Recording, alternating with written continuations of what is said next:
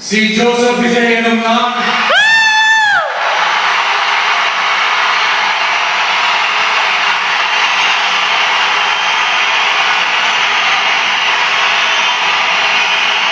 சட்டப்படி அமைக்கப்பட்ட இந்திய அரசியல் அமைப்பிற்பால்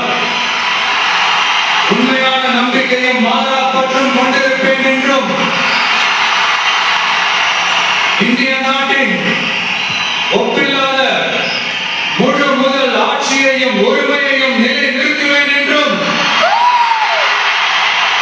தமிழ்நாட்டு அரசின் முதலமைச்சராக உண்மையாகவும் உளச்சான்றின்படியும் என் கடமையை நிறைவேற்றுவேன் என்றும் அரசியல் அமைப்பிற்கும் சட்டத்திற்கும் இணங்க அச்சமும் ஒருதலை சார்பும் இன்றி வெறுப்பு வெறுப்பை விலக்கி